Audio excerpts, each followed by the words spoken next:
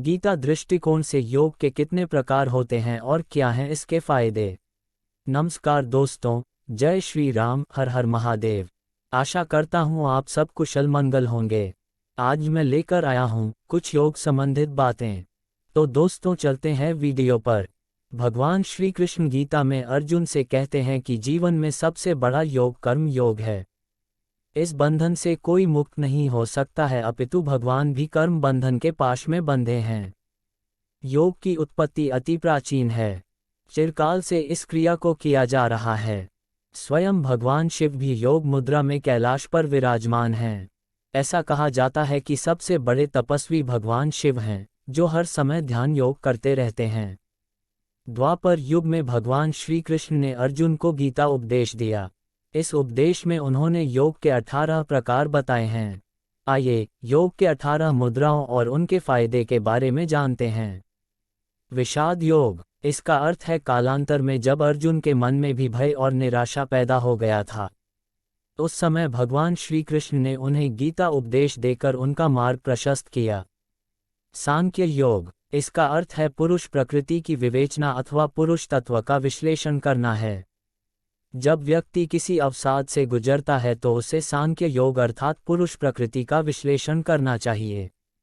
कर्म योग, भगवान श्री कृष्ण गीता में अर्जुन से कहते हैं कि जीवन में सबसे बड़ा योग कर्म योग है। इस बंधन से कोई मुक्त नहीं हो सकता है, अपितु भगवान भी कर्म बंधन के पाश में बंधे हैं। सूर्य और चंद्रमा अपने कर्म मार्ग पर निरंतर प्रशस्त हैं, अतः तुम्हें भी कर्मशील बनना चाहिए। ज्ञान योग, भगवान श्री कृष्ण कहते हैं कि ज्ञान से बढ़कर इस दुनिया में कोई चीज़ नहीं है।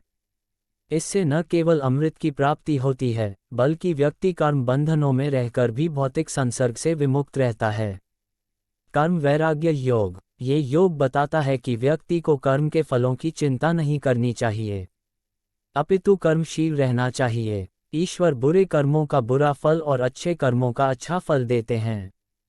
कर्म वैराग्य योग, ये योग बताता है कि व्यक्ति को कर्म के फलों की चिंता नहीं करनी चाहिए, अपितु कर्मशील रहना चाहिए। ईश्वर बुरे कर्मों का बुरा फल और अच्छे कर्मों का अच्छा फल देते हैं। ध्यान योग, इस योग की महत्ता आधुनिक समय में सबसे अधिक है। इसे करने से मन और मस्तिष्क दोनों ही विचलित नहीं होता है। विज्ञान योग, इस योग में व्यक्ति को सत्य मार्ग पर अविचल भाव से चलते रहना है। इसमें सत्य अर्थात ज्ञान की खोज की जाती है। इसमें साधक को तपस्वी बनना पड़ता है। अक्षर ब्रह्म योग, गीता के 8वें अध्याय में भगवान मधुसूदन ने अर्जुन को ब्रह्मा, अधिदेव, अध्यात्म और आत्मसंयमी के बारे में बताया है। व्यक्ति को भौतिक जीवन का निर्वाह शून्य में स्थित रहकर करना चाहिए। इस योग के साधक भक्ति काल में निर्गुण विचारधारा के थे।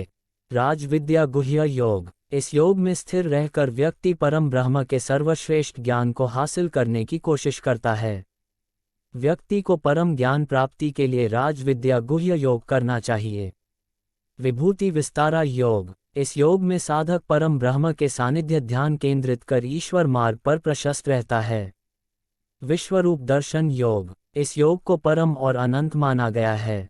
ऐसा कहा जाता है कि भगवान ने यह विराट रूप योग के माध्यम से प्राप्त की है। भक्ति योग, ये योग ईश्वर प्राप्ति के लिए सबसे सर्वश्रेष्ठ योग है। भगवान श्री कृष्ण ने गीता में विस्तार से इसका वर्णन किया है कि कैसे कोई भक्ति के माध्यम से भगवत धाम प्राप्त कर सकता है। क्षेत्र विभाग योग, इस योग के माध्यम से साधक आत्मा, परमात्मा और ज्ञान को जान पाता है। इस योग में रमने वाले साधक योगी कहलाते हैं। दोस्तों, इस तरह का वीडियो देखने के लिए वीडियो को लाइक, कमेंट एंड सब्सक्राइब कर लीजिएगा। धन्यवाद।